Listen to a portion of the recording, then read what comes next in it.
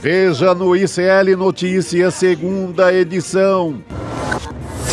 Operação para desgastar Lula. Após denúncias de fraude, oposição reúne assinaturas para pedir CPI do INSS.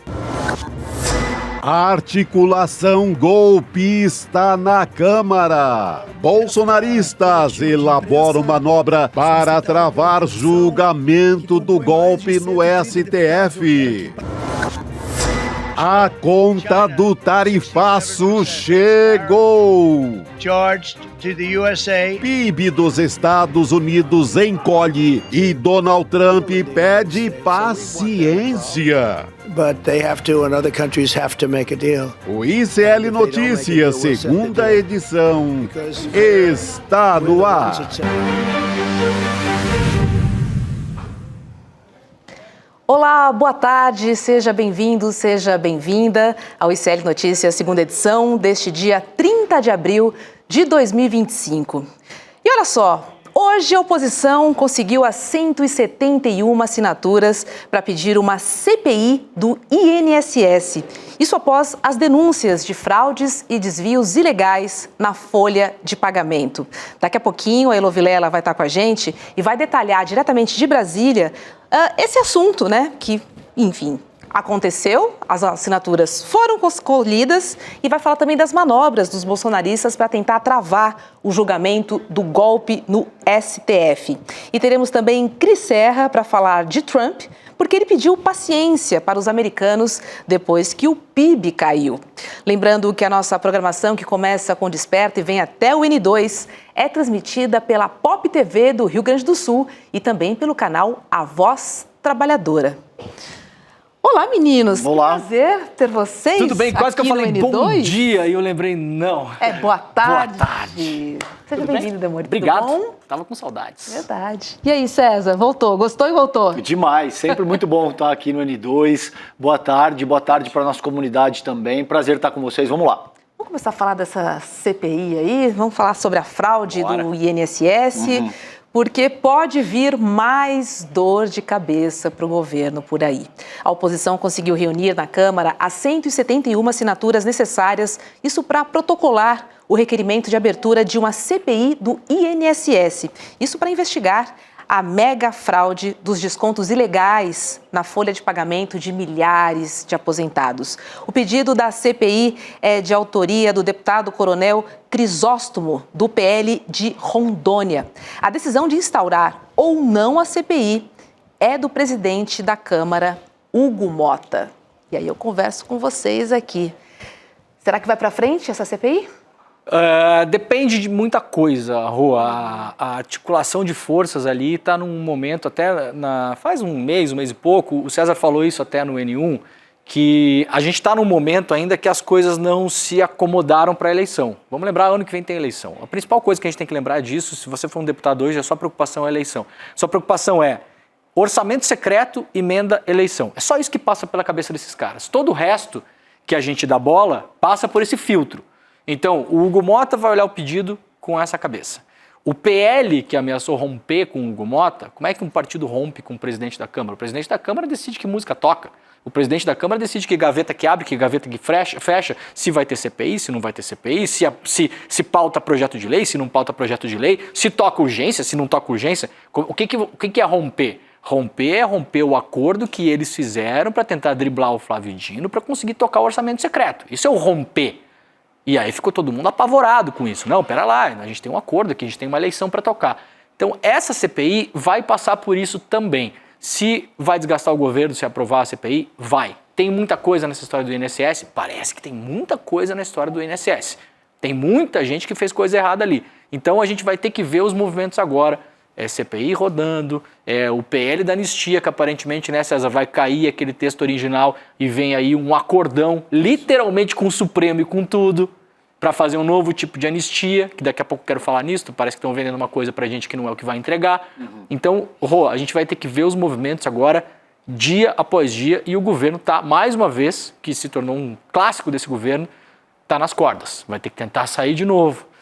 Dar a porrada de novo, empurrar o adversário para o centro do ringue. De novo a gente vê esses movimentos, né, do governo que vai para as cordas, sai das cordas, vai para as cordas, sai das cordas e ver qual vai ser o desgaste a partir disso. Porque, César, o pensamento do aposentado é levar o meu dinheiro. Exato. Não existe outra possibilidade, né? Exato. E foi o governo. Esse é o ponto central. Eu estava conversando com o Demore e ele disse isso. Cara, o problema aí é que de fato você tem idosos sendo lesados, né? E gente que precisa do dinheiro para comprar comida, para comprar remédio. Então, de fato, esse é o cerne dessa análise e eu concordo contigo quando você diz que o pano de fundo principal aí é essa reorganização das forças como elas estão se dando nesse momento, com vistas à eleição do ano que vem. Não é à toa que a gente está vendo União Brasil e o PP, não é à toa que a gente está vendo PSDB e Podemos e todas essas estruturas, digamos assim, as placas tectônicas da política institucional brasileira se movimentando nesse sentido. Nesse caso, 1/3 da casa assinar pró-CPI é um indício forte de que tem força. A ideia tem força na casa. Agora, eu acho que depende dessa análise, sim, que Demore fez. Depende, sobretudo, como é que o governo vai tratar essa questão. Até agora, vem pedindo para o PDT segurar a onda. Como quem diz, resolvam essa questão. A ideia é que o PDT dê conta de resolver, ou vai indicar outra pessoa, ou como é que isso vai seguir, quais são as cenas do próximo capítulo dentro do próprio PDT. Até aqui, Demore, parece que o loop fica.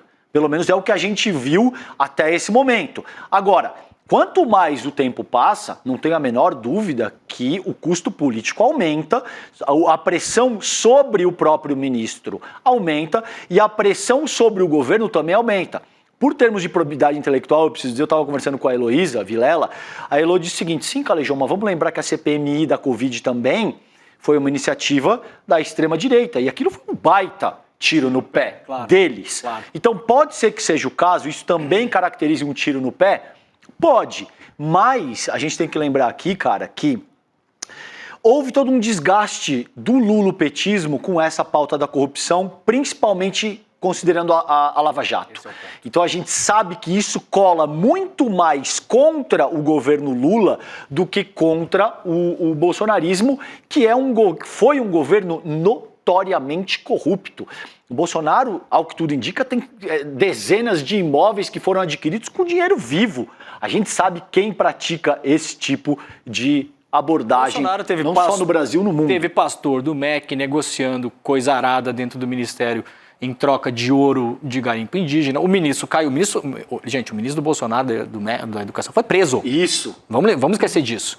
Agora, Rô, não se trata na prática do que aconteceu. Quem mexe com ciência política, quem mexe com partido, com instituto, com estrutura partidária, com eleição, imagem conta mais do que a verdade. Então, o que importa, o que o César está dizendo é isso, assim, a imagem de boa parte do povo brasileiro em relação à corrupção, se você fizer uma pesquisa, ela vai recair em cima do PT, porque foram 5 anos de Lava Jato, a gente viu diariamente na imprensa, então cai em cima do PT. É uma pauta sensível para o partido você se aproximar de qualquer coisa que pareça corrupção. A gente vai poder argumentar, César, e o governo vem argumentando isso também, mas esse negócio acontecia desde o governo Bolsonaro, é verdade.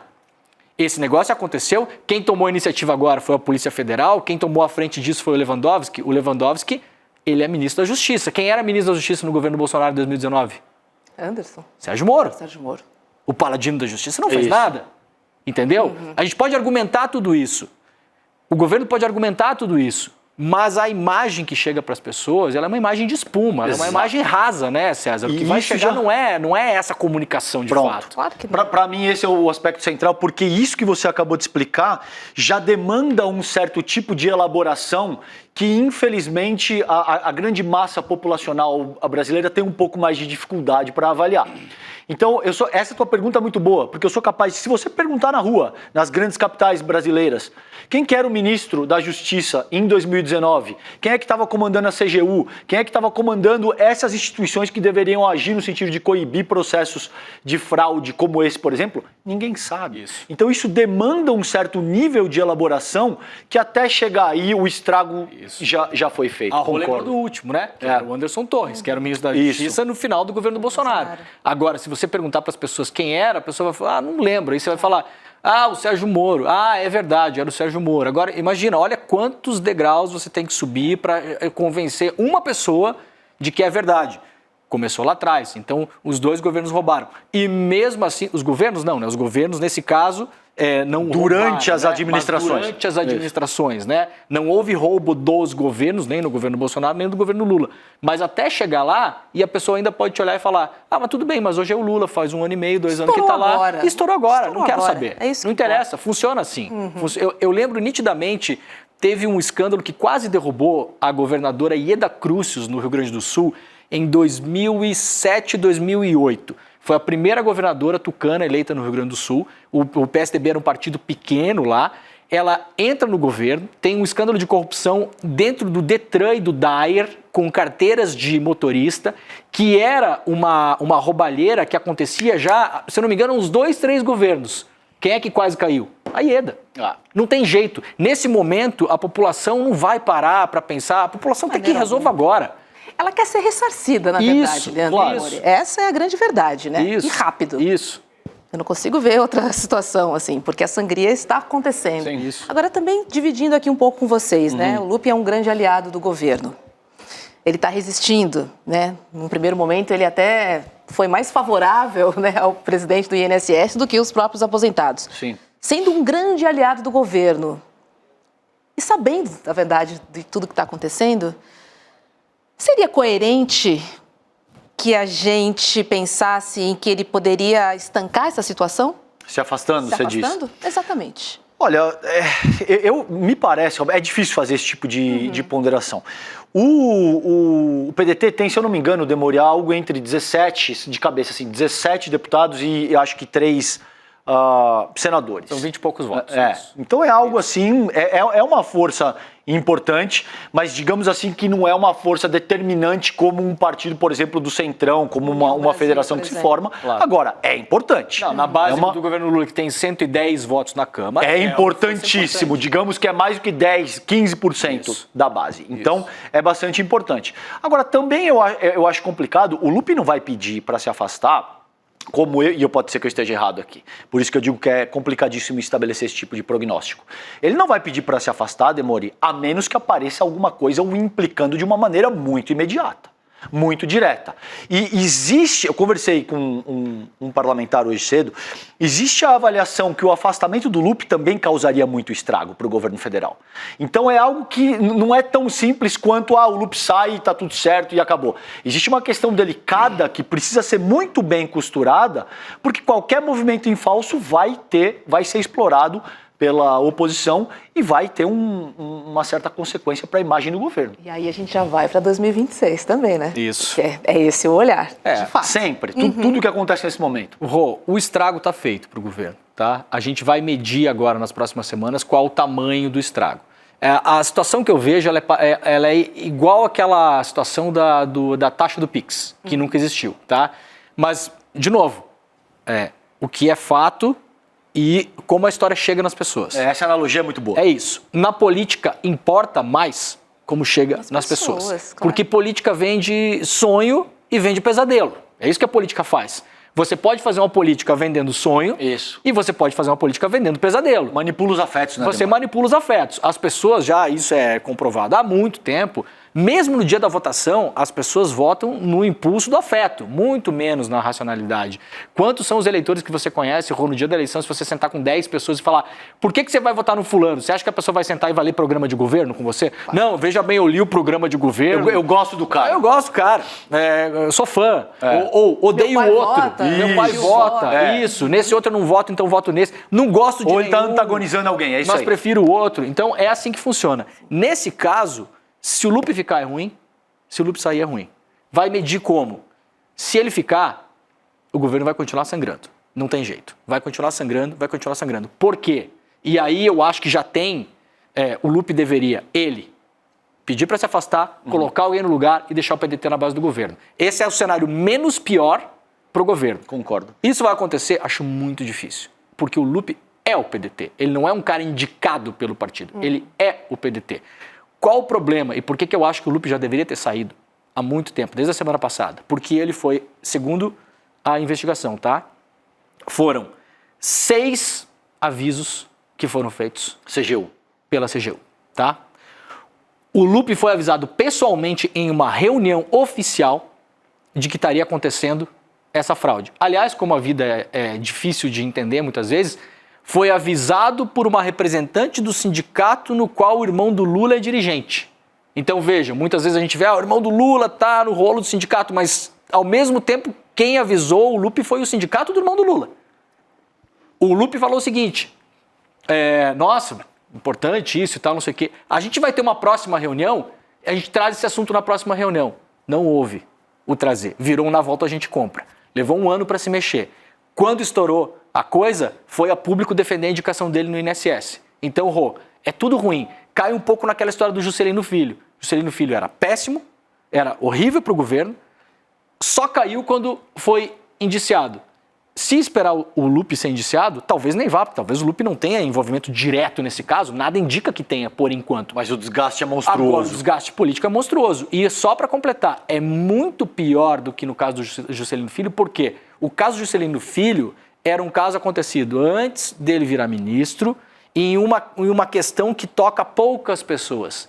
Nesse caso do Lupe acontece enquanto ele é ministro, dentro de uma entidade brasileira, que é o INSS, num valor bilionário que atingiu diretamente milhões de pessoas. Quanto mais esse caso se espalha, mais eu ouço gente vir falar assim, caramba, minha mãe foi descontada, Isso. Caramba, meu avô nem viu que estava descontado. E aí, R$40 por mês? Isso dá R$480 por ano. Isso é muito dinheiro para quem vive de aposentadoria. Remédio, comida. Remédio. A pessoa já vive aluguel. com 1.500 conto. Desses 1.500, vários deles têm 300, 400, 500 penhorado lá numa Crefisa, não sei o quê. Já está financiado, já está ferrado. Aposentado empresta conta para sobrinho, para tio, para primo, não sei o quê, para ter cartão de crédito, para financiar a casa no Minha Casa Minha Vida.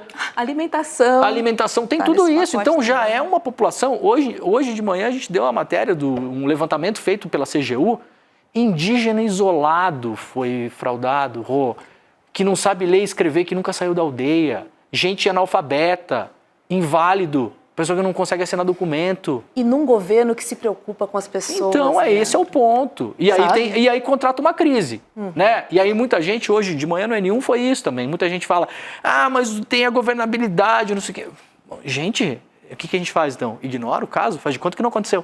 Faz de conta que ninguém foi lesado. Agora a preocupação de organizar as forças políticas e a comunicação do governo é do governo. É de quem está lá. A gente tem a obrigação de trazer aqui e tomar o lado das pessoas que foram lesadas. Tomar o lado dos mais fracos. Né? Avisar as pessoas sobre o que aconteceu. E fazer análise política. Não é que eu estou falando tudo isso, né, César? Não estou falando coisas que eu gosto ou que eu gostaria que tivesse acontecido. Claro. A gente está trazendo a fotografia como ela realmente é hoje, né? Claro. Não, e reforço aqui, né? Ressarcir o quanto antes possível. Assim, isso é muito sério. E isso vai ser difícil, hein, Rô? Porque não sabe nem se há meios legais para fazer o ressarcimento.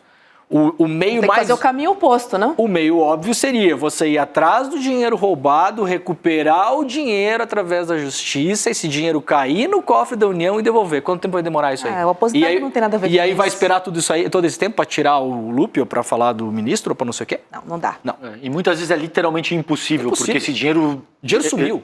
Dinheiro some. Dinheiro voa. Exato. Vamos falar com a Heloísa Vilela agora, que ela traz para a gente uma visão de dentro do Congresso sobre essa articulação da oposição pela abertura da CPI do INSS, que é o assunto que a gente está tratando aqui. A oposição conseguiu as 171 assinaturas necessárias e protocolou hoje o pedido de abertura da CPI. Vai depender, então, de Hugo Mota agora. Oi, Elô, boa noite para você. Boa noite, pessoal. Olha, acho que antes de mais nada eu gostaria de trazer uma visão para vocês do que acontece dentro do governo, né? Boa. Porque a gente fica aqui falando, a situação só piora, e eu ouvi isso hoje, só piora mesmo, porque o ministro Lupe, ao invés de ficar ou sair ou ficar quieto, não, ele dá entrevistas. Ele foi no Congresso, né, participar da sessão ontem. Ele podia ter dito, não vou poder ir porque estou muito atarefado resolvendo esses problemas do INSS, por exemplo. Mas não, ele foi. Então, quanto mais ele fala, pior fica a situação. Porque ele fala coisas desencontradas, ele diz uma coisa depois diz outra. né? Então, assim, o que está se vendo no governo é que a situação só está piorando. Porém, até agora não existe nenhuma decisão de afastar o ministro Lupi, por uma questão política e por uma questão de postura. Enquanto não aparecer algo que o implique pessoalmente, não vai acontecer o afastamento do ministro Lupi. Por mais que o PDT hoje seja um partido pequeno dentro do Congresso, não é um partido, ele tem o número de votos do PSOL, dentro da Câmara dos Deputados. Então é um partido pequeno e que é um partido também que não vai começar a votar a favor das pautas da extrema-direita só porque o Lupi saiu do governo. Não é um partido que tem feitio de extrema-direita e não vai votar com a extrema-direita. Então, assim, me parece que isso até podia ter sido resolvido. Uma questão de coerência, o presidente Lula não afastou ninguém até hoje que não tivesse um indício claro de implicação pessoal em algum escândalo, como foi o caso com o ministro das Comunicações, né? Se está certo, se está errado é outra coisa, a gente pode discutir. Eu, Heloísa Maria, não esperaria tanto, porque com uma imagem de corrupção é a última coisa que você quer mexer e que você quer deixar crescer. Agora vai ter essa CPI aí para enfrentar, que vai ser um problema para o governo, obviamente, mas que também pode ser um problema para outras pessoas. O governo vai insistir em defender o ponto que esse escândalo só veio à tona por causa da investigação da CGU do governo Lula. Não foi nem iniciativa da Polícia Federal, foi iniciativa da CGU, que durante quase um ano investigou e fez relatório, levou para o INSS e nada aconteceu. Então, não foi uma denúncia de jornalista, né? Porque podia ter sido um jornalista ter levantado esse caso e ter trazido à tona e ter explodido. Não foi. Foi o governo Lula, a CGU, que trouxe isso à tona e chamou a Polícia Federal e pediu auxílio da Polícia Federal para investigar. Isso o governo vai tentar deixar claro, seja aonde for, seja na conversa com a sociedade, seja dentro do parlamento, na CPI. Mas é o que vocês estavam falando agora há pouco. A impressão que vai ficar vai ser difícil não ser uma impressão negativa. Ontem, ainda por cima, lá na Câmara dos Deputados, na sessão da Comissão de Transparência, o ministro Lupi foi confrontado por uma aposentada. Por uma aposentada que há 1 ano está sendo descontada sem sua permissão, que está com câncer, que precisa fazer um tratamento. Então, assim, o número de histórias dramáticas, como essa que você levantou agora, Demore, do indígena, isso só vai se multiplicar. E o ministro Lupi, o que fez diante da aposentada que estava chorando? Eu, se fosse ele, teria dito: minha senhora, vem aqui agora, eu quero pegar o seu caso, eu vou resolver o seu caso amanhã. Não vai demorar o seu caso, a gente vai resolver. Não! Ele não teve nenhuma demonstração de empatia com ela, que estava ali diante dele. O que reforça a ideia de que, ao ser alertado desse problema numa reunião da Comissão de Previdência, ele disse: vamos discutir na próxima semana, na próxima reunião. Ou seja, não viu ali nenhum motivo de urgência, de tratar de uma maneira urgente, emergencial, um problema que estava aparentemente afetando milhares de aposentados. Esse é o grande erro do ministro Lupi, se não houver outros, porque agora surgiu uma história de envolvimento de alguém do gabinete dele. Isso pode piorar e muito, né? Elô, eu até hoje pela manhã fiz um exercício de empatia no N1 e queria refazer aqui, porque eu acho que muitas vezes quando a gente parte para histórias pessoais, as coisas funcionam um pouco melhor. A nossa comunidade que está nos vendo agora, a comunidade do ICL é uma comunidade incrível, é uma comunidade, para além de tudo, empática, humanista. A gente tá reunido aqui por esses valores, não é por outra coisa. Eu tive uma história da minha família durante muitos anos, no final dos anos 80, eu era moleque ainda, o meu tio, irmão mais velho do meu pai, ele teve um acidente de moto e acabou batendo a cabeça na época e ele ficou inválido, né? Teve um acidente horrível, se quebrou todo, quebrou bacia, quebrou tudo, ele ficou muito debilitado em termos do corpo e da cabeça, perdeu memória, não reconhecia mais as pessoas e tal. A minha avó, mãe do meu pai, então, começou a cuidar do meu tio e cuidou dele durante quase 30 anos. Meu tio sobreviveu ainda durante muito tempo e cuidava como se fosse um bebê. Meu tio mal caminhava, não sabia tomar banho direito, não se trocava, não se alimentava, tinha uns arroubos de agressividade, tentou agredir ela várias vezes. A minha avó e o meu tio recebiam aposentadoria. Ele, como o chamado assim, encostado do INSS, como se diz, né? E a minha avó aposentada. A minha avó, analfabeta. O meu tio, inválido, incapaz sequer de se comunicar. Tinha que todo ano ir para o INSS fazer perícia. Para sentar lá na frente de alguém e falar, esse aqui é o seu Moacir. Ele precisa continuar recebendo auxílio. Elô, se eles estivessem vivos até hoje, muito possivelmente eles teriam sido roubados. Lesados, Você acha que o meu tio ia ter capacidade de saber que foi roubado? A minha avó ia ter capacidade de saber que foi roubado? Imagina que eles fossem roubados em 2019, quando começou esse negócio, sob as barbas do Sérgio Moro, durante o governo Bolsonaro. R$40 cada um por mês, R$80 os dois por mês, R$1.000 por ano. 2019, 20, 21, 22, 23, 24, 25, são R$7.000. Todo mundo conhece Pelo um amor de aposentado, Deus, assim, é tão cara. próximo de todo mundo. Isso vai indignar as pessoas, né, Elô? R$40 no orçamento de uma família que passa dificuldades é muito dinheiro. Claro. Você faz a compra de uma cesta básica. Então, se o ministro Lupe não teve a sensibilidade, na hora que ele ouviu aposentado desvio, de pular da cadeira e correr para ver o que estava acontecendo, só aí já demonstra que ele não devia estar sentado na cadeira que ele está sentado. Me desculpe falar isso, mas eu acho que é a realidade. Se ele não tem a sensibilidade para a realidade dos aposentados brasileiros, na sua grande maioria, que R$40 no mês vai fazer diferença, então ele devia estar procurando um outro tipo de engajamento político, porque para sentar na cadeira da Previdência tem que ter essa visão do que é a maioria do público que você está atendendo, a quem você deveria estar servindo, né? Esse é o espírito público, é para isso que o ministro está sentado ali. Então eu acho que isso vai piorar, a crise vai crescer, e na hora que ela... E esse é o problema, assim, o problema, na minha visão, mas é o comportamento desse governo. Só na hora que ela crescer numa proporção gigantesca é que vai haver alguma decisão a respeito de tomar uma providência. Infelizmente é isso. É assim que esse governo se comporta. Vocês se lembram que a presidente Dilma Rousseff tinha um comportamento oposto. Qualquer assovio de possibilidade de corrupção, ela já mandava embora. Aí hoje um interlocutor falou para mim, isso ajudou ela, ajudou de alguma maneira? Não. Verdade seja dita, não ajudou nada. Que ela limpa, que ela fazia, limpava, e não adiantou nada. Sofreu um impeachment, né? Não adiantou coisa alguma. Então, cada um governa da maneira que acha que tem que ser. Eu não estou sentada na presidência da República para saber melhor do que o presidente Lula, entendeu? Acho que a situação é muito delicada.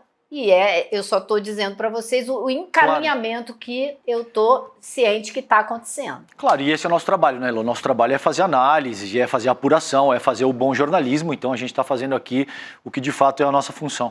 Agora, tem um outro aspecto que eu acho vale a pena explorar contigo, que você muito bem colocou, que, por exemplo, a CPMI da Covid foi pautada pela direita e se... Covid não, do 8 de janeiro. Do 8 de janeiro, perdão.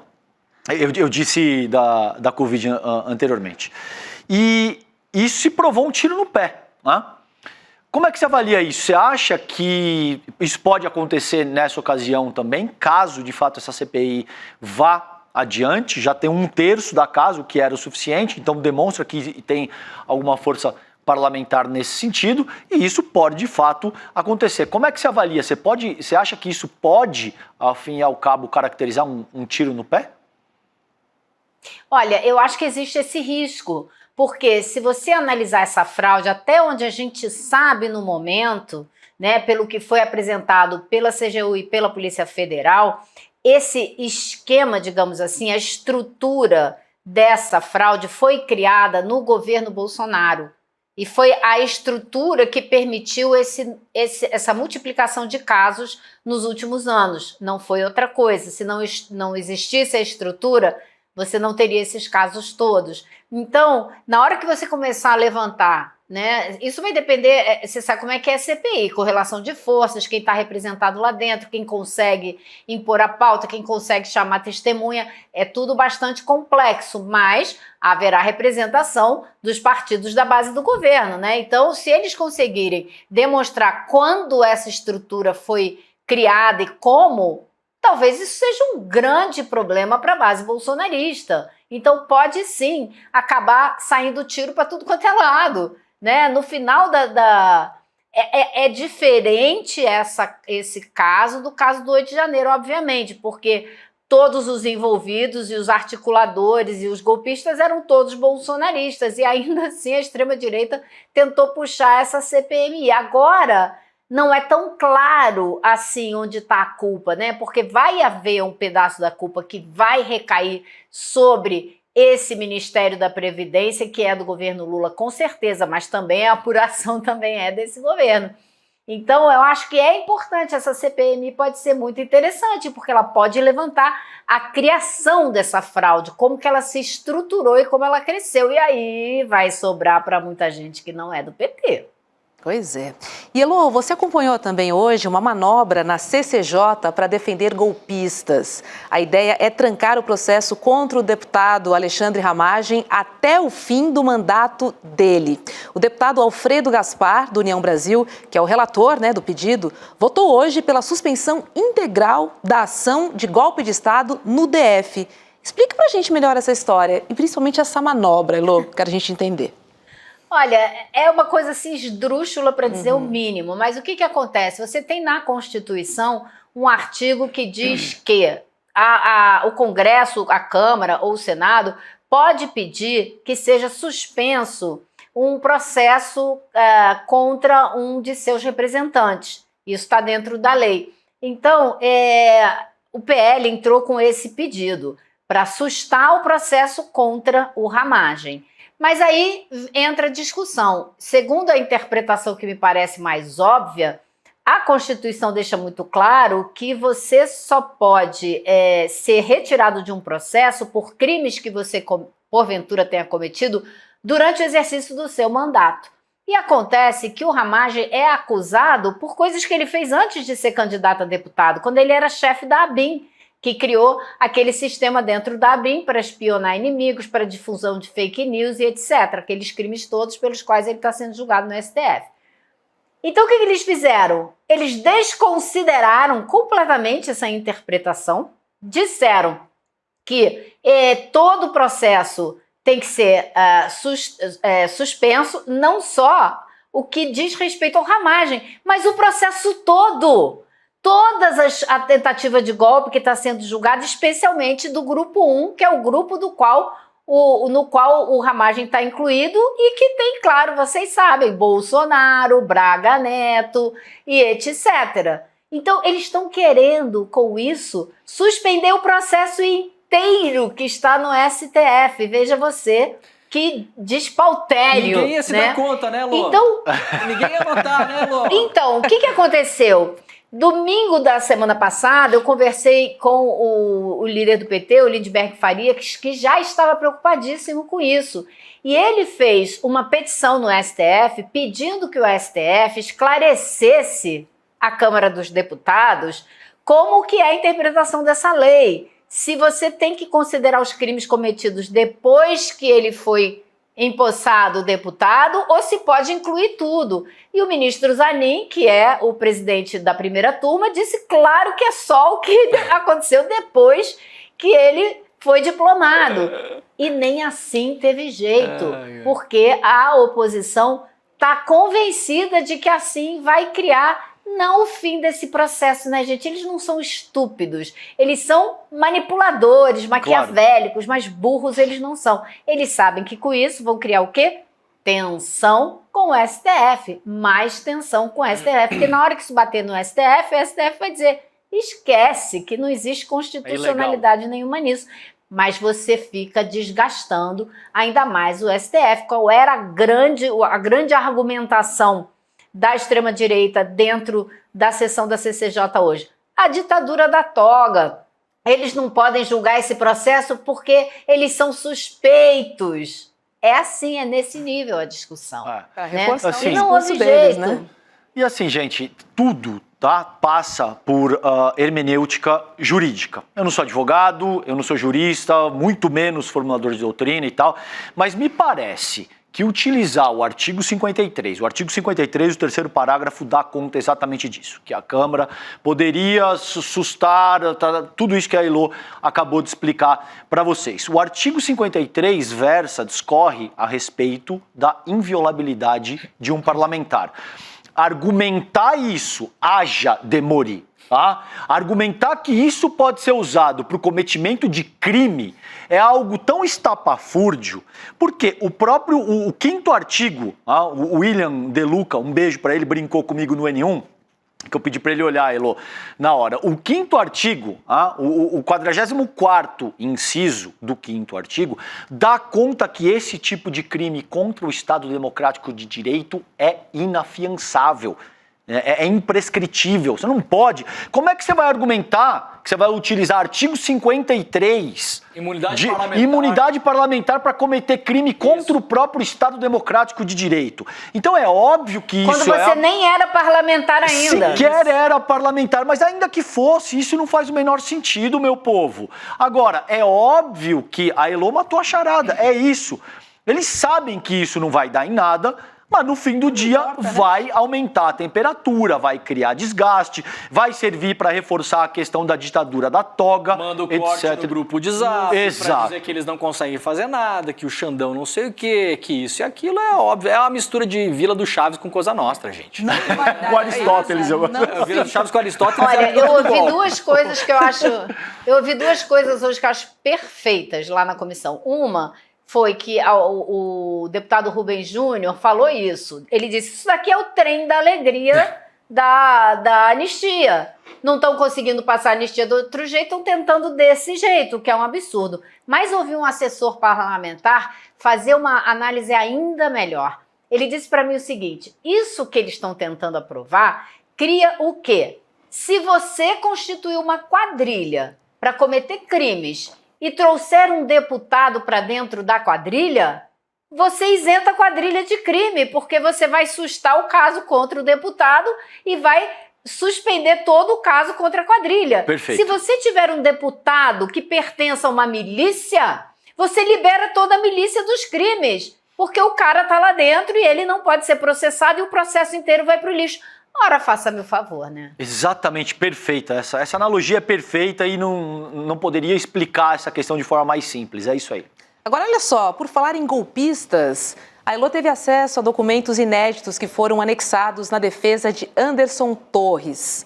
Policiais militares, prestem atenção, envolvidos, também nesse processo, eles jogam culpa pelo 8 de janeiro na secretária de Segurança, e em especial a coronel Cíntia, que nunca foi sequer indiciada. A gente tem esses documentos aqui, quero chamar a atenção ao print deste documento. Olha, já citam aqui logo, em especial a subsecretária Cíntia Queiroz, mas é na segunda página que a gente vai entender melhor. Olha só, a coronel Cíntia Queiroz foi o principal ponto de apoio do subsecretário executivo Fernando de Souza acerca do planejamento operacional das ações da Secretaria de Segurança Pública do Distrito Federal e da Polícia Militar do Distrito Federal. Agora, olha, na véspera do dia 8/1 de 2023, a coronel Cíntia Queiroz afirmou ao senhor Fernando de Souza que o contingente policial empregado na esplanada dos ministérios seria suficiente. Por óbvio, essa informação estava equivocada. Tem mais um print aqui, eu vou seguir rapidinho aqui, Elô, já vou passar para você. Olha, grupos, perímetros de segurança e difusão, em especial, forneceram várias informações de inteligência à subsecretária de Operações Integradas, ao secretário executivo e ao secretário da Secretaria de Segurança Pública do Distrito Federal. Além disso, não cabia à Secretaria de Inteligência realizar planejamento operacional da segurança na esplanada dos ministérios. Em tese, a partir do regimento interno da Secretaria de Segurança Pública, entende-se que essa responsabilidade caberia, em especial, à subsecretária de Operações Integradas em conjunto com a Polícia Militar do Distrito Federal. Heloísa Vamos lá, Vilela, tem muito hein? nome ali, muita sigla, né? Vamos tentar dar uma esclarecida. O que acontece? Quando a Polícia Federal fez batidas de buscas, né, e apreensão e tomou vários celulares, tomou o celular da delegada Marília, que era responsável pela inteligência na Secretaria de Segurança Pública, do Fernando, que substituiu o Anderson Torres, enquanto ele foi perder o celular lá nos Estados Unidos, tomou também o telefone, algumas coisas do Anderson Torres, do governador Ibanez, mas não tomou o telefone da Coronel Cíntia. Ela nunca sofreu um mandado de busca e apreensão, o que já deixa muita gente com uma dúvida enorme na cabeça por causa do que vocês viram aí. Bom, essas conversas todas que estavam nos celulares foram extraídas, a Polícia Federal usou essas conversas para fazer seus relatórios e para fazer sua investigação a respeito da responsabilidade da Secretaria de Segurança Pública. Esse material todo foi enviado para a PGR e a Procuradoria-Geral da República fez vários relatórios de análises dessas conversas. Esses relatórios estão num inquérito 11781, que está no STF, mas que estava totalmente sigiloso. Porém, a defesa do Anderson Torres pegou esse relatório de análise da PGR e colocou em anexo ao seu relatório da defesa do Anderson Torres. Por quê? Porque eles sabem que não vão livrar a cara do Anderson Torres, mas eles estão tentando dividir a responsabilidade com outras pessoas. E o que ele está fazendo? Está jogando para a turma dele, para o Fernando, que foi o que o substituiu quando ele foi viajar, e para a Coronel Cíntia, essa coronel que ninguém sabe porque nunca foi indiciada. Na CPI que aconteceu no Distrito Federal, a CPI da Câmara Legislativa do Distrito Federal, ela foi indiciada. Ela foi lá, depor e foi indiciada, mas não foi indiciada pela PGR, não pela Polícia Federal e não foi, então, indiciada pela PGR. E como vocês viram aí nesses relatórios, vocês ouviram que eles falam do grupo de fusão. Grupo de fusão é um grupo de WhatsApp, do qual participava a Coronel Cíntia, várias pessoas da área de segurança, não participavam, responsável pelo Departamento de Operações da Polícia Militar, por exemplo, mas uma outra pessoa da Polícia Militar. E nesse grupo, a gente vê mensagens super sérias, graves e preocupantes. Eu não posso nem mostrar aqui, mas eu li as mensagens. Uma delas diz o seguinte: prestem atenção nos ônibus de placas tal, tal e tal, porque dentro deles há os extremistas fulano e beltrano, que inclusive fazem apologia a assassinar o presidente Lula. Uma outra mensagem também divulgada nesse grupo, do qual fazia parte a Coronel Cíntia, a Marília da Inteligência e várias outras pessoas, que grupos estão se deslocando para Brasília, são grupos violentos, eles estão levando pés de cabra, ou seja, já tinha presença declarada e sabida de armas brancas. E ainda assim, ela vai e diz que o número o contingente militar, da Polícia Militar, preparado para a ação no dia 8 de janeiro era suficiente, que a gente vê em qualquer imagem que não era. E pior, o ministro Flávio Dino, na época ministro da Justiça, assinou um ofício disponibilizando a Força Nacional, que ela se recusou a usar, a Coronel Cíntia. Se recusou a usar. Então, é algo que eu venho dizendo aqui já há um tempo. Essa história, esse processo todo que agora tá começando de verdade no STF, vai trazer outras coisas à tona e talvez atores que não são conhecidos e que talvez devessem ser conhecidos pelo que a gente está vendo. Fica cada vez mais claro, né, Elô, que na falta do Exército e da Aeronáutica, que não toparam o golpe, conforme as investigações, o braço armado do 8 de janeiro era a Polícia Militar do Distrito Federal, né? Impressionante, tudo que sai sobre a PM do DF leva a gente para esse caminho, né? E mais demore, e mais, porque não existia uma organização, ao que parece, dentro da Secretaria de Segurança Pública para que essa coordenação pudesse acontecer, para que a utilização da PM pudesse acontecer, a revelia até de algumas pessoas de dentro da PM. mas com o entusiasmo de outras. Você não sabe o que aconteceu comigo outro dia? Eu fui a um show aqui em Brasília. Cheguei no show, era um festival, feira, show, chopp. Fui tomar um chopp, sexta-feira, fim do dia, estava exausta. Na hora que eu encosto lá no chopp, vem um cara puxar conversa comigo. Você não é do ICL, não é Heloísa Vilela? Eu falei, sou. Aí conversa vai, conversa vem, ele me conta que ele é PM e que ele ouviu dentro da Polícia Militar relato do dia 8 de janeiro de gente chegando, os coronéis chegando, depois do alarme que foi dado, chegando com a maior tranquilidade, sem a menor pressa. E a pessoa que viu essa cena toda ouviu eles dizer, tomara que quebre tudo mesmo. Então, existia entusiasmo dentro de grupos da PM, existia. Era todo mundo? Gente, não era. Como essa pessoa com quem eu conversei e várias outras que trabalham na PM. Mas era boa parte do comando, inclusive, né, Elô? Era boa parte do comando. Boa parte do comando. Agora, inclusive, existe dúvida, por exemplo, tem alguns coronéis que não estavam nesse grupo de fusão, recebendo esses alertas da periculosidade dessa manifestação, né? E que no dia tiveram que agir. Então, assim, se eles têm outros agravantes, ótimo. Se não tem, também fica complicado, porque também ficaram vendidos, porque não tiveram a informação que tinham que ter. Como a polícia a polícia legislativa não teve, como a polícia do STF também não teve, né? Então, houve sonegação de informação e não foi porque houve esquecimento, né? A coronel Cíntia conversava o tempo todo com a coronel Marília, que era a pessoa da inteligência e que sabia exatamente o perigo daquela manifestação. Então, se elas estavam sempre conversando, elas estavam falando de onde que elas iam jantar? Não era, elas estavam falando de trabalho, Claro. né?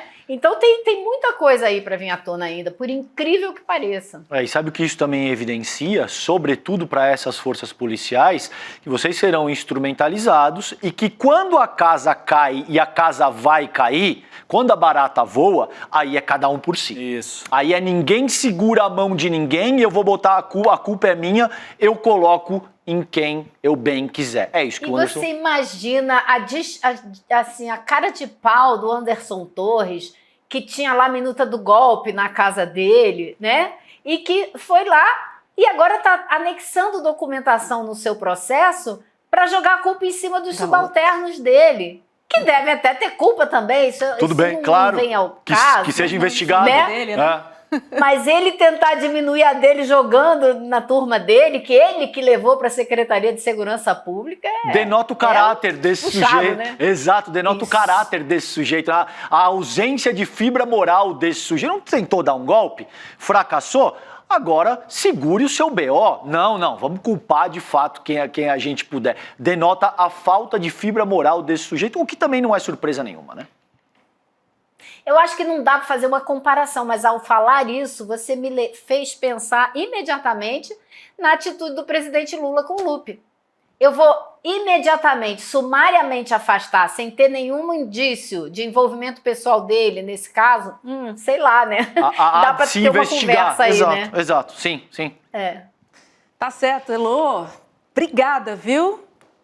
Bom feriadinho para você. Não sei se você vai estar de folga, mas aproveite. Bom feriado para vocês também. Segunda-feira eu tô de volta. Então aproveite bastante. Um beijo, pra querida. você. Valeu, Elô. Tchau. Tchau. Um beijo. Tchau. Vou te liberar pro feriado também, tá?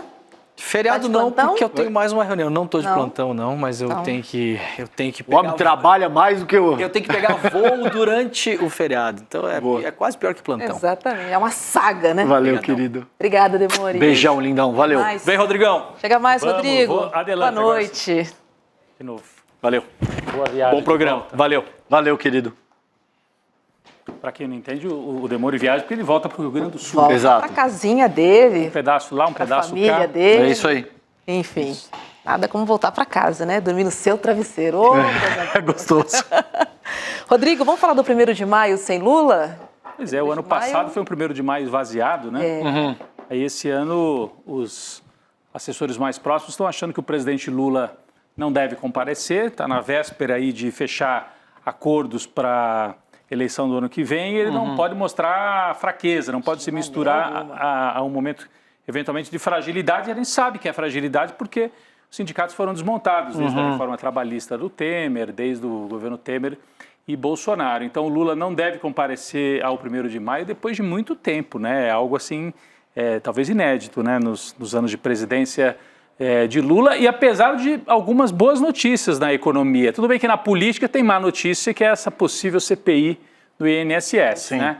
Mas na economia, Roberta, não sei se você vai trazer esse número agora, mas o desemprego, né? O primeiro trimestre, 7%, é o desemprego mais baixo para o primeiro trimestre desde 2012, naquele auge da Dilma Rousseff, né? Antes de 2013 com as manifestações. Então nós estamos voltando ao mesmo nível de emprego.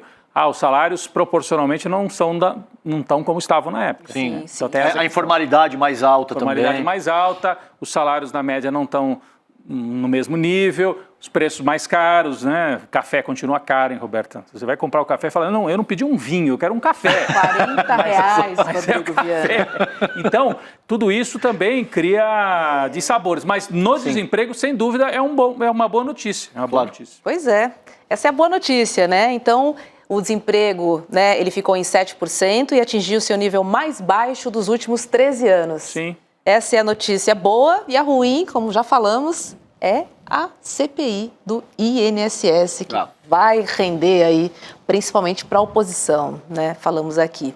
Agora, você lembrou, né, do 1º de maio do ano passado, né, que foi ali no Itaquerão, né, que foi um ato bem esvaziado. Para o 1º de maio, amanhã, Lula diz que não vai comparecer, tá, ao ato de 1º de maio das centrais sindicais, que vai acontecer amanhã em São Paulo. Fico aqui pensando, né? Será que ele deveria se apresentar nesse momento? Ou não? Ou se recolher mesmo? Se for para um ato pífio, é melhor não ir, né? Um ato fraco, o presidente da República não pode desgastar a sua imagem. Eu acho que a decisão parece que está tomada e tem a ver com isso mesmo, não é? A história do Lula está ligada a manifestações sindicais, como todo mundo sabe, né? Greve do ABC, e várias manifestações. Então, não deixa de ser uma demonstração de que os tempos mudaram, né? O Lula sobreviveu, mas o sindicalismo se enfraqueceu, né? Muitos setores apareceram também, né? Acho que dá para acrescentar que hoje a gente tem aí uma uberização muito grande que dispensa sindicato também. Acho que tem... eu acho que não é algo para a gente comemorar. As pessoas falam, tá vendo? O sindicato está envolvido com falcatrua no INSS, mas, gente, tem falcatrua com empresa, no setor público, no setor sindical, e a polícia está aí para evitar. Claro. Então, não é por isso que não tem que ter sindicato. Sindicato no mundo inteiro, só para lembrar, né? Acho que o nosso público aqui é inteligente, sabe, mas garantiu conquistas importantes na história da humanidade. Não Cara, é do importantíssimo Brasil, isso. Essa tua fala é absolutamente importante, Rodrigo. Não é? Exatamente. Revolução Industrial, o que eram as indústrias na Inglaterra? Isso. As pessoas trabalhavam 14 horas por dia, as mulheres tinham que levar os filhos e amamentar dentro da fábrica. Criança trabalhando do lado de fornalha, 80 graus. Então, tudo isso que... quem é que... Porque as pessoas olham e falam, não precisa de sindicato. Mas se não tivesse sindicato, você não teria obtido jornada de trabalho limitada, férias, no caso do Brasil, 13º, uma série de regras que melhoraram um pouco a vida dos trabalhadores. Mas houve nos últimos anos um avanço tão forte do neoliberalismo e o discurso foi introjetado, né? Tem muita gente que é da classe trabalhadora, mas acha que não precisa de sindicato, eu me viro sozinho. Microempreendedorismo, esse tipo de coisa,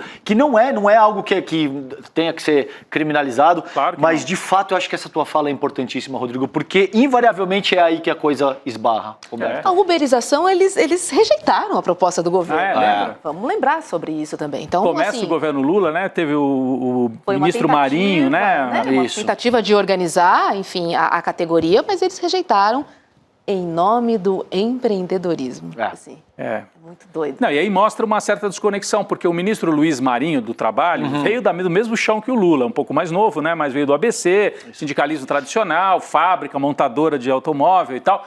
Está crente que qualquer trabalhador quer regulamentação. Não. Apareceram os próprios e falaram, a gente não quer, pelo menos desse jeito que vocês estão propondo, a gente não quer.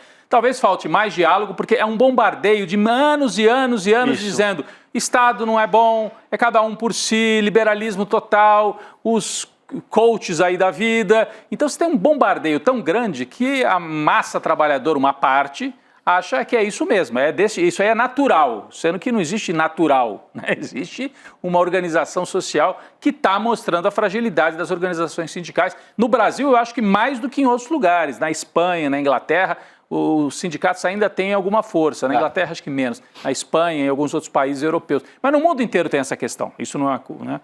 Olha, e falando em 1º de maio, né, e da luta dos trabalhadores, hoje a gente tem uma surpresa, que é uma estreia para a área de membros do ICL. Dá uma olhadinha no que vem por aí. Tem tudo a ver mesmo. O capitalismo, ele não pode ser reformado, ele não tem como ganhar um rosto mais humano, ele não tem como ser regulado ou ser controlado. Ele é organicamente indissociável da transformação contínua das forças produtivas em forças destrutivas.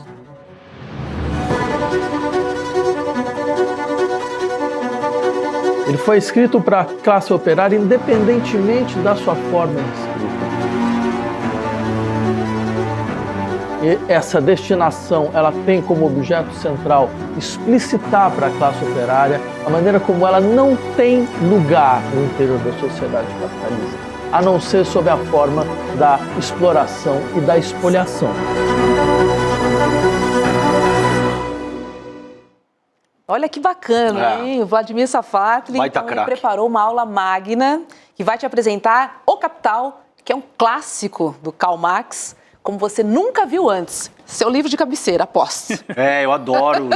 Eu comecei a ler Marx, o Capital, quando eu tinha 17 anos, li algumas vezes ao longo dos últimos 20, 25 anos, são 3 tomos, é um material hiperdenso, mas seguramente não chego no dedinho do pé ali do Safatli, então uma chance imperdível, estou ansioso para assistir essa aula magna com o Safatli, e para entender o modelo de sociabilidade que a gente vive, é absolutamente fundamental entender o capital enquanto processo mesmo, esse processo que expropria a classe trabalhadora, deixa a classe trabalhadora com a sua força de trabalho como único produto a ser comercializado no sentido de fazer a manutenção da sua subsistência, e nesse processo arranca a maior parte do que o trabalhador produz para concentrar na mão do capitalista. Absolutamente imperdível, fundamental, muito feliz com essa aula magna e O Capital do Vladimir Safatli. Baita craque, Rodrigo. É isso, porque não é um livro fácil de ler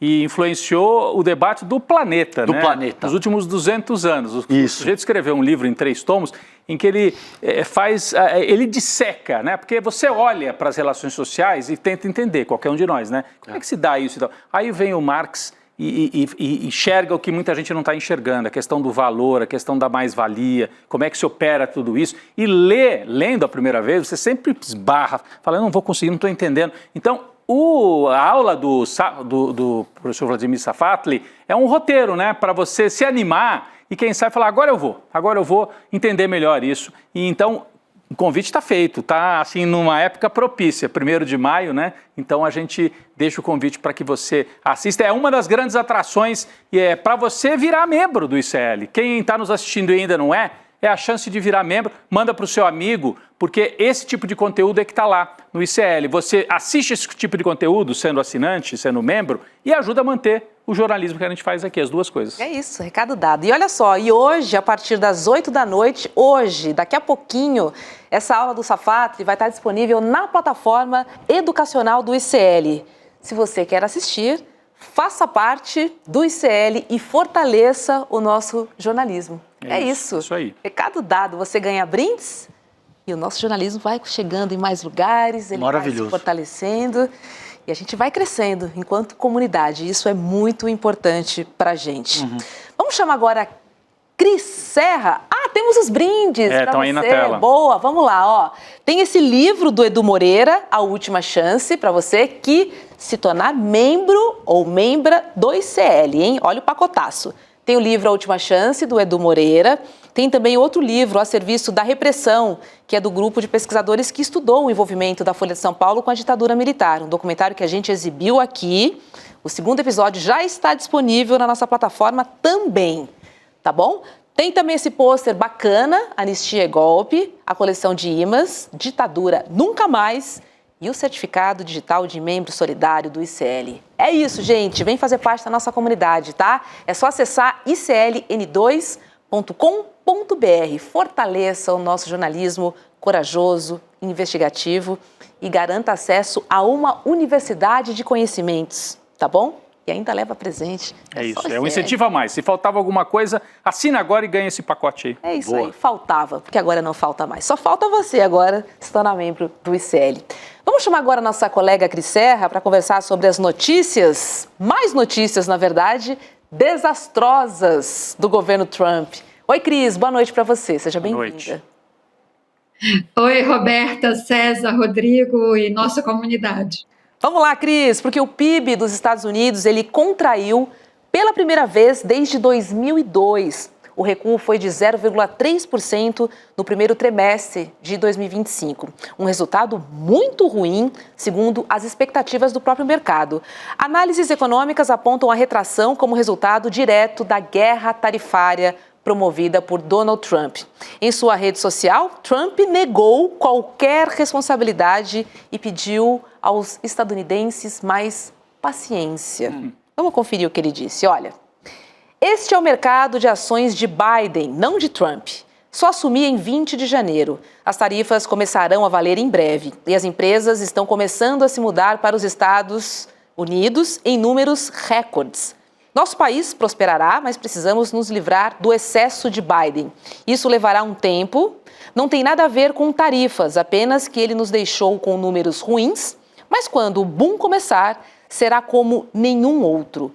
Seja paciente. Roberta, só para deixar claro, né? Quer dizer, a economia dos Estados Unidos andou para trás nesse trimestre, que é o primeiro trimestre do Trump, andou 0,3%, encolheu, como você disse, né? E na época do Biden...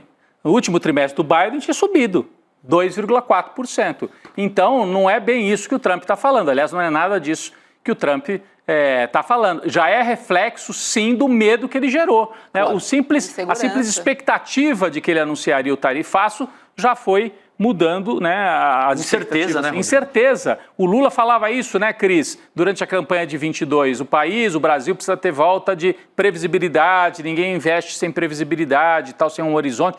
E o que o Trump faz é gerar confusão e o resultado está aí, pelo menos nesses 3 primeiros meses, Cristina. Rodrigo, exatamente isso, previsibilidade, estabilidade, né? As empresas, assim como as pessoas, né? Mas sobretudo as empresas que fazem investimentos grandes e de longo prazo, elas precisam dessa previsibilidade para fazer seus investimentos. Agora, eu estava lendo justamente essa notícia e as explicações para isso, pelo menos uma das explicações é um aumento muito grande das importações, né? Empresas norte-americanas que precisam que normalmente importam bens, por causa do tarifaço, elas anteciparam importações, né, para, enfim, ficar com algum estoque, alguma coisa de insumos que elas precisam, e isso se reflete exatamente nesses números. Agora, a parte aqui, a questão econômica, que está claro, eu acho que para todo mundo que consegue enxergar a realidade, né, está claro que o tarifaço tem repercussões gravíssimas na economia dos Estados Unidos e em outras economias, né? A China está sentindo isso também. Então, números que saem aqui e ali em vários países das suas economias, né, vão refletir esse impacto econômico. Agora, eu quero aqui me prender no discurso dele, né, no discurso do Trump, como ele ignora a realidade. Bom, esse recurso de empurrar para o Biden já não é novidade, né? Mas essa coisa dele dizer que espere um pouco porque os dias gloriosos vão chegar, né? Paciência, né?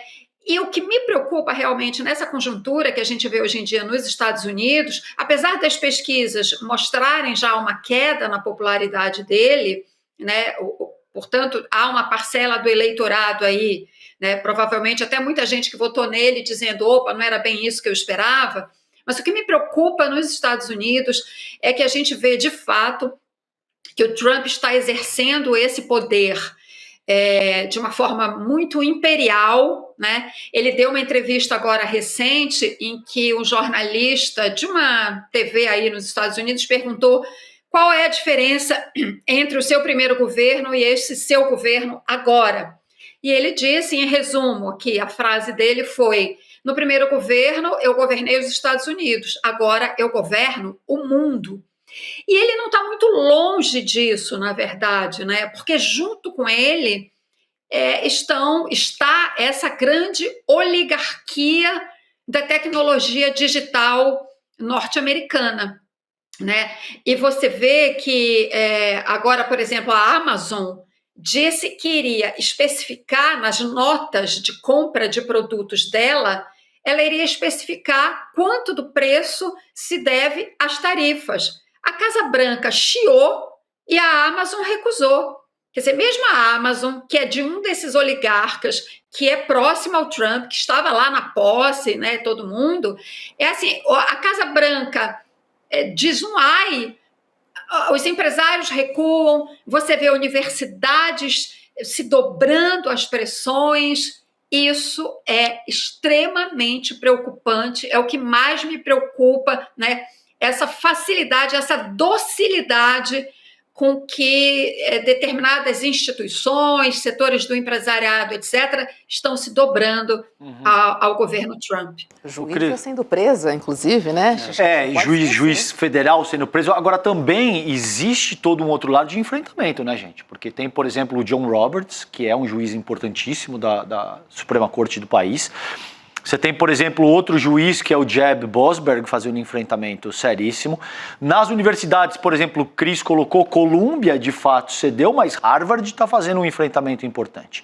E tem parcelas do grande capital também, Cris, que começam a se demonstrar bastante insatisfeitas com o trumpismo. Não é à toa que ele está pedindo paciência, porque as pessoas começam a perceber, Rodrigo, que olha, vai acabando. Começa a mexer no bolso do grande capital, começa a mexer com grandes firmas de direito dos Estados Unidos, é gente que tem muito poder. E aí, de fato, a coisa pode tomar um outro rumo que vai fazer o Trump ter que talvez repensar a sua própria postura. Não parece que esse é o caso ainda, concordo, Cris, e de fato isso é muito preocupante, né? Porque esse cara já fez de tudo um pouco. O cara falou que vai invadir a Groenlândia, falou que ia tomar o canal do Panamá à força, falou, tá botando tarifa em absolutamente todo mundo, Rodrigo, coisas que até então eram impensáveis. E até aqui, me parece que de fato ele não está disposto a ceder, cara. Não, mas a Cristina falou disso, você também. Agora, fazer oposição ao Trump é importante e pode render frutos. Olha o que aconteceu no Canadá, que a gente viu ontem o resultado da eleição lá no Canadá. Mark Carney. Exatamente. O Trump começou o mandato dele ameaçando Groenlândia, Panamá e o Canadá. Isso. Né? Ele disse que ia anexar o Canadá. Aí o Partido Liberal, que estava nas pesquisas 10 pontos atrás, 15 pontos atrás, enfrentou, disse que aqui não e tal, fez um enfrentamento com o trumpismo e ganhou a eleição. Isso aí. Era uma eleição perdida, então... Muito bem lembrado. Né? Criou um nacionalismo, um orgulho canadense, né? Fomentou aquela história de não comprar produtos dos Estados Unidos. Algumas regiões, estados, né, do Canadá, tem outros nomes lá, província, começaram a não vender energia para os Estados Unidos em retaliação. Então, e o resultado veio na eleição. Estadunidense sendo vaiado em jogo de rock, né? Isso aí. Eu lembrei também da queda de vendas da Tesla também. Da Tesla. Então, significa muito, pega no bolso. Então, olha, a gente observa, depois de 100 dias, nós temos o Partido Liberal que enfrentou o Trump, ganhou a eleição, a economia caiu e a popularidade do Trump é a mais baixa em quase 100 anos para um presidente. 55% de reprovação. Para um presidente aos 100 dias, 100 né? Isso. Então, só perde para ele mesmo, inclusive, né? Ele é pior do que, de fato, o primeiro governo dele. Ele faz muito barulho, ele provoca medo, e é para ter medo porque ele vai desmontando as garantias democráticas, mas ele também gera oposição, e essa oposição percebe que enfrentar o Trump pode dar resultado, inclusive eleitoral, né? É importante observar isso. Esse é um contraponto importante, né, Cris? Sem dúvida. Todos os exemplos que vocês deram são importantes. Os canadenses, inclusive a secretária, a ministra de Relações Exteriores deles, deu uma entrevista para Christiane Amanpour maravilhosa, em que ela dá uma aula sobre as relações do Canadá com os Estados Unidos, né? E ela dizendo, olha, nós nos tornamos, quando fizemos a nossa independência, era porque nós não queríamos ser americanos. Com toda a classe, ela falou, nós não queríamos ser como vocês. Mas, enfim, gente, tudo bem, concordo, é um contraponto importante, mas o que me assusta nos Estados Unidos é que eu esperava realmente que a essa altura dos acontecimentos, diante de todas as medidas arbitrárias, autoritárias, né, de caráter totalitário que o Trump está tomando mesmo, eu esperava um nível de oposição maior, mais organizado dentro dos Estados Unidos. É claro, uma coisa são outros países reagirem a isso, outra coisa é a reação interna.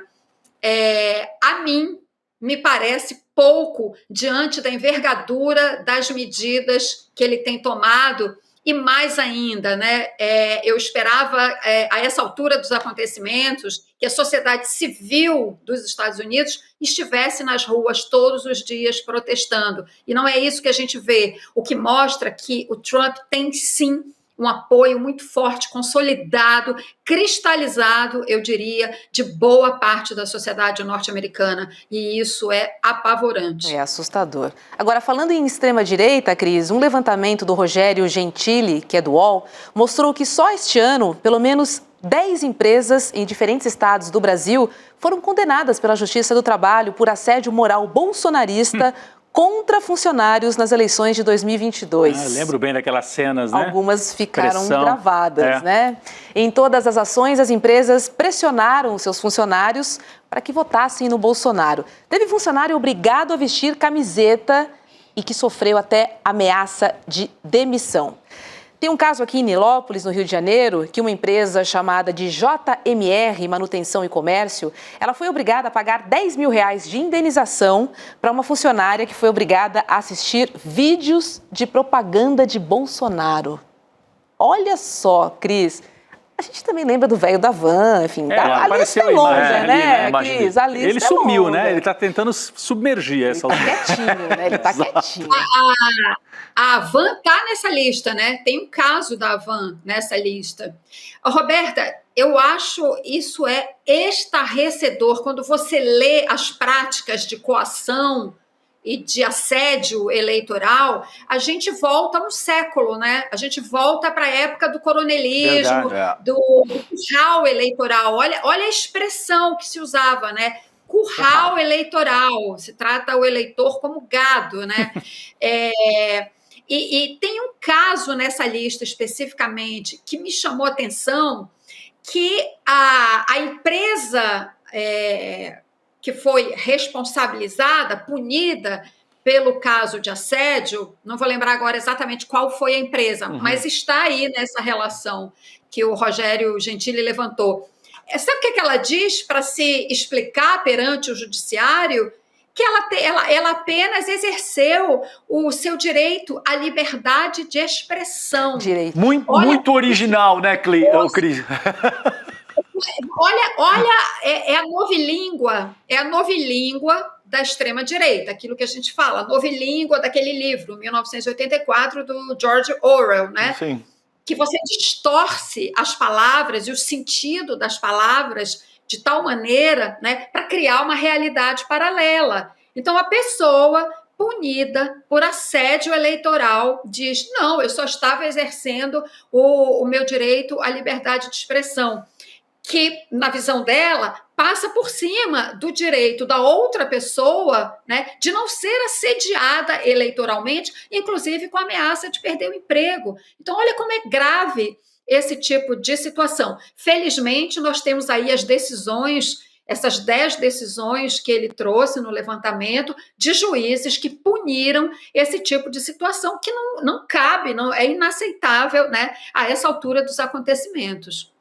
Exato, é muito original, inclusive. Não, na véspera do 1º de maio, né? A gente estava falando mais cedo, Cristina, como é que mudou a configuração da sociedade, que não é necessariamente uma boa notícia, aliás, não é, né? No meu entendimento, não é, porque os sindicatos mais fracos, os sindicatos obtiveram tantas conquistas, né? Ao longo dos séculos, não só no Brasil, e aí vem esse discurso está tão arraigado que uma parte da classe trabalhadora concorda com isso, e aí vem o dono de uma empresa, é tão naturalizado que ele argumenta em defesa dele isso que você falou. Não, mas é direito de opinião. É tudo bem, meu filho, você tem direito de opinião, vai e faz a tua reunião tomando uísque com teus amigos e defende o Bolsonaro. Agora, coagir o seu funcionário... É crime eleitoral. É crime, uma relação tem nome. de dominação. Total. É um absurdo. Opinião é pedir pizza de calabresa ou de mussarela. Cometer um crime, alegar essa questão da liberdade de expressão para cometer um crime é um absurdo. E veja que isso caracteriza toda a tensão dinâmica sobre a qual a extrema-direita funciona. É sempre isso. Eles incorrem em crimes e alegam a liberdade de expressão. Em nome da liberdade. Exato. É o autoritarismo em nome da liberdade. O que o Trump, o que o Musk, o que o Bolsonaro, toda essa gente faz. Aliás, o chefe deles, acabei de ver a notícia, a gente deu no ICL Urgente, o chefe desse pessoal aí saiu da UTI, né? O Bolsonaro, depois de 17 dias, depois de fazer toda aquela cena de que a oficial de justiça o intimidou, foi demais, então, melhorou um pouquinho. Vai ter o ato agora no dia 7, ele tem que estar bom, né, Rodrigo? E ele convocou o ato de dentro da UTI. É isso. É essa gente aí. A gente está falando aqui sobre liberdade de expressão, né? Vamos trazer uma novidade aqui, porque Nicolas Ferreira foi condenado, gente. É isso. A Justiça do Distrito Federal condenou o deputado do PL a pagar R$200 mil por danos morais pelo seu discurso transfóbico em 2023, quando ele subiu na tribuna e ainda colocou uma peruca. Só que Nicolas ainda pode recorrer, gente. De qualquer maneira, temos aí pelo menos uma condenação, porque...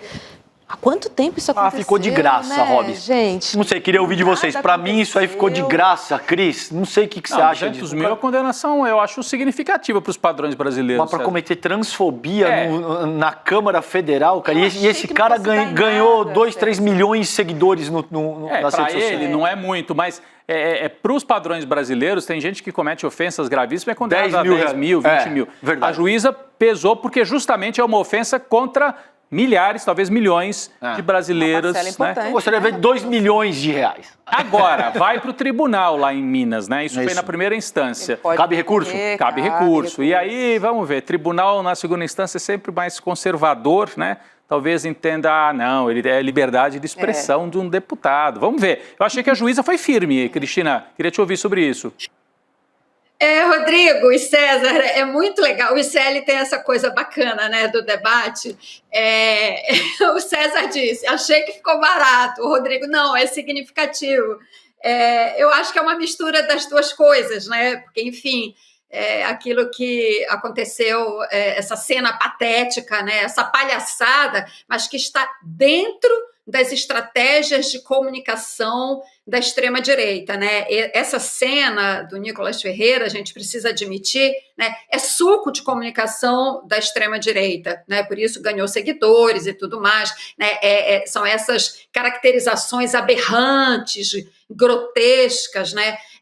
Esse é o manual da comunicação da extrema-direita. Mas eu acho, sim, concordo com o Rodrigo, que é importante reconhecer essa decisão, porque quantas vezes a gente vê esse tipo de manifestação aberrante dentro da Câmara dos Deputados e que passa em branco, passa completamente em branco, não leva a acusação de quebra de decoro, não leva a nenhum tipo de punição. Inclusive, eu li atentamente essa notícia porque eu quero dar os parabéns para a juíza que tomou essa decisão. Ela se chama Priscila de Farias, aí do Distrito Federal. Parabéns para a juíza, porque também uma situação como essa, naturalmente, a tendência seria enquadrá-la dentro da moldura da imunidade parlamentar. E ela disse, nada disso, nada disso. A imunidade parlamentar não permite crime de ódio. Então, a decisão dela é muito boa. Você lê a explicação, a maneira como ela embasa, né, como é importante. Ela diz, então, que a imunidade parlamentar não respalda, não permite o crime de ódio. E por que é um crime de ódio? De fato é. Não é aquela... A gente tende a ver como uma palhaçada desse moleque, que é esse Nicolas Ferreira, porque é um moleque. Moleque que dá trabalho, que é perigosíssimo, mas é um moleque. Por que é crime de ódio? Porque ele faz essa cena e ele diz que as mulheres trans são uma ameaça às mulheres cis. ele estimula, a linguagem dele, de fato, estimula a violência contra mulheres trans, né? Estimula, portanto, o ódio, daí a juíza caracterizar como um crime de ódio, porque ele fica jogando umas contra as outras, né? Mulheres trans vão tirar o lugar de mulheres cis. Então, é uma coisa abjeta, abominável e que a juíza enquadrou devidamente, né, de acordo com os marcos legais. Ela caracterizou muito bem o crime de ódio à transfobia. Cabe recurso, como o Rodrigo falou, vamos ver, né, a escala hierárquica acima, como é que vai considerar. Mas achei uma decisão exemplar. A gente precisa sempre repetir isso, né? Imunidade parlamentar não é impunidade parlamentar, não pode ser. Daí a decisão acertada da juíza Priscila Farias. E aí eu pergunto para vocês, né? E a comissão de ética, que trabalha para alguns e que ignora outros, hein, Cris? Pois é, né? Vale para o Glauber Braga, mas não vale para esse Nicolas Ferreira, né? Por isso a minha análise de que ficou barato. Porque ele deveria perder o mandato, ele deveria enfrentar outras consequências mais sérias. Porque o que eu vejo, Rodrigo, honestamente, o objetivo da punição é evitar a reincidência da conduta. O Nicolas não vai se reformular uma vírgula porque ele tem que pagar R$200 mil. Muito provavelmente já tem empresário fazendo fila para, se eventualmente se confirma essa condenação, arcar com os custos que ele vai ter aí. Se ele tivesse que responder por outras consequências mais sérias, que vão além da seara financeira, muito provavelmente ele e toda a turba ali da extrema-direita repensaria antes de reincidir nesse tipo de expediente. Agora, eu concordo com vocês dois, eu acho que, de fato, é muito melhor do que passar incólume e, de fato, manda um recado. Eu achei que não fosse dar em nada. Confesso para vocês aqui. Tanto tempo depois, falei, já esfriou. Imagem horrorosa. Mas é importante, né, Rodrigo? É isso que você salientou. Agora tem um outro deputado aí que pode ir para Berlinda, né? Pode ir da extrema-direita também, né? A gente mostrou aqui no N2, né? O Gilvan, da Federal, do PL, né? O que acontece é que líderes de diversos partidos estão estudando medidas aí contra o deputado. Isso depois daquela briga que a gente mostrou aqui no N2 ontem, estamos revendo as imagens aí, com Lindbergh Farias, do PT. E vamos ver se vai dar em alguma coisa. A questão é que, assim, como falamos também aqui, é preciso combater na essência. Não é a reação, é a ação que provoca uma reação, né? Então, é a única maneira que a gente tem de quebrar essa estratégia, porque já está ficando conhecida. Só que é difícil, né? Para quem recebe também 1, 2, 3, na quinta vez, fica complicado, né? E esse Gilvan da Federal que bateu boca, que provocou, agrediu ali verbalmente o Lindbergh Farias, é o mesmo que numa comissão, numa reunião dentro do Congresso Nacional, em que se debatia retirar a segurança, diminuir a segurança do presidente Lula. Ele falou, durante o debate ele fala assim, disseram até que o Lula correu risco de vida, queriam matar o Lula, não tem prova disso e tal. Eu, pessoalmente, gostaria que o Lula morresse, disse ele. Bom, então ele desejou a morte do Lula dentro da Câmara dos Deputados. É o mesmo, né? Tem que sofrer alguma punição, ele está estimulando a violência com o mandato dele. Não pode ter imunidade parlamentar, não é para isso. Imunidade é para criticar o Lula, criticar o PT, criticar os projetos do Lula, cobrar CPI, tudo isso vale. Crítica dura, sim, imunidade. Até isso, né, Rodrigo? Agora, chegar ao ponto de desejar ou sugerir a morte do presidente no momento em que há uma investigação sobre um planejamento para matar o presidente Lula, o vice e o Alexandre de Moraes, aí é um sujeito que merece punição, merece ir para a comissão de ética, né, Roberto? Não, que é o que a gente está falando aqui, né? Precisa combater na ação. Exato. Não na reação. E, Cris, toda a atuação da extrema-direita se pauta com base nesse tipo de estratégia, né? Esse é o método que eles têm para ganhar um mínimo de inserção no debate público, um mínimo de relevância. Porque, senão, em qual outro cenário você teria um jornalista como o Rodrigo, como a Roberta, como a Cris Serra, falando de uma figura como o Gilvan da Federal? É óbvio que eles se valem desse tipo de estratégia para conseguir o mínimo de inserção no debate público, né, Cris?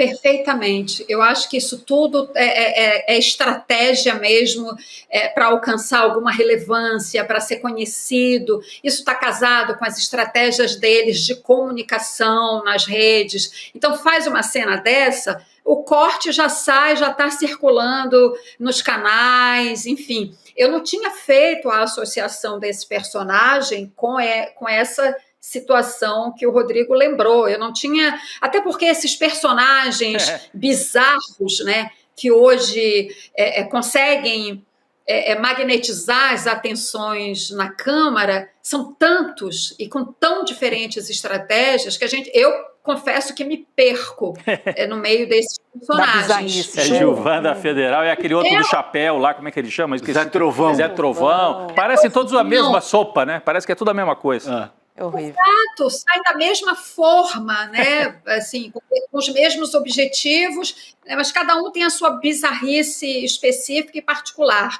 Eu confesso que eu tenho uma imensa dificuldade de acompanhar esse tipo de gente, porque eu tenho uma repulsa muito grande a isso. Tem um outro que agora é até prefeito, né? Se elegeu prefeito, eu acho, de Cuiabá, um que ficava filmando com o celular, assim, ostensivamente, na cara de outros parlamentares, né? Em situações tensas na Câmara dos Deputados. Então, a Câmara dos Deputados virou assim, um pouco esse festival de bizarrices, sabe? Eu acho que esse é um desafio imenso para nós, como jornalistas, como cobrir isso. Nós não podemos ignorar isso, porque eles são personagens, né, de um esquema de extrema-direita muito forte aqui no Brasil. Eles são, assim, o rosto, né, a face mais visível, mas de um esquema grande, poderoso, com muito dinheiro, que está aí operando, né, se mexendo para escolher quem vai ser o próximo candidato em 2026. Gente com dinheiro grosso, sabe? Que tem esses representantes, esses lacaios. Porque essa gente aí que faz isso, né, eles são os lacaios desse dinheiro grosso fechado com a direita e com a extrema-direita. Então, quando eu falo em desafio para nós, jornalistas, comunicadores, como é que a gente cobre isso, que a gente não pode ignorar, mas também sem dar a eles esse cartaz, essa visibilidade que beneficia a eles próprios. Acho isso um grande desafio, com respostas difíceis. Acho que a gente ainda não sabe responder bem a isso, sabe? Mas é um desafio mesmo, né? Noticiar ou não noticiar, né? Você acaba dando palco. Não tem jeito. Paradoxo, é complicadíssimo. É difícil mesmo. Cris Serra, obrigada e um ótimo feriado para você. Um beijo, querida. Obrigado. Um ótimo feriado pra gente. Tchau. Beijão, Cris. Tchau. Meninos, vamos encerrando por aqui, né? Vamos encerrando o N2 de hoje e a gente volta com uma edição especial na sexta-feira, tá? Do N2. Chico Sá está de volta. Opa, pleno das feriado. Férias, e vai comandar uma live com Cris Serra, Juliano Medeiros e o professor Leonardo Trevisan, a partir das 5 horas da tarde. Anota aí. E de manhã, a partir das 8 horas, Vivian Mesquita comanda a live do N1. Sexta-feira tem noticiário. Sexta-feira tem Manhã noticiário. e à tarde. A gente não vai te deixar na mão, tá bom? É só colar aqui, ó. N1 a partir das 8 da manhã e N2 com Chico Sá a partir das 5 horas da tarde. Combinado? Combinadíssimo. Você fica agora com Provocação Histórica e o Lindené Pareto conversa com Maria Carolina Cassati. Não perca, tá bom? Coladinho agora no N2. Bom feriado pra gente, Beijo. Nós estamos de plantão. Comunidade, aproveitem bastante esses dias. Lembrando que tem programação do ICL na sexta-feira. Amanhã estamos liberados. É isso aí. Beijo pra todo mundo, boa noite e segue a nossa programação aí. Valeu. Jornalismo de verdade coloca o interesse do público acima de qualquer outro. Essa é a gravidade da situação. Como que a gente hoje, que tem imagens imediatas do que se passa, aceita uma coisa dessa? Incomoda os poderosos. Ele me viu, olhou no meu olho, já mandei ele atrás de ti, cadê a credencial? A gente entrou agora numa cruzada contra esse crime das tais apostas esportivas. Jornalismo de verdade não se omite nunca. Está sempre ao lado da democracia. Que eu já falei várias vezes, né? Sobre como o Cid omitiu e até mentiu algumas vezes. As urnas, elas funcionam. A denúncia foi recebida por unanimidade. Não descansa, porque a notícia também não. A gente está subindo uma trilha no meio do mato. É um lugar perigoso também, porque é esse tipo de pedaço de terra que acabou deslizando lá para baixo, né? Então a gente está prestando atenção e está subindo para mostrar lá de cima. Jornalismo de verdade denuncia as injustiças. Um grupo de pessoas cada vez maior está sendo trazido e despejado aqui do Paraisó. Jornalismo de verdade é livre, sem patrocínio, sem monetização e com independência para dizer o que precisa ser dito. O ICL só pode fazer jornalismo de verdade graças ao apoio da comunidade corajosa que luta ao nosso lado. Faça parte da comunidade do ICL e apoie a nossa luta pelo jornalismo de verdade.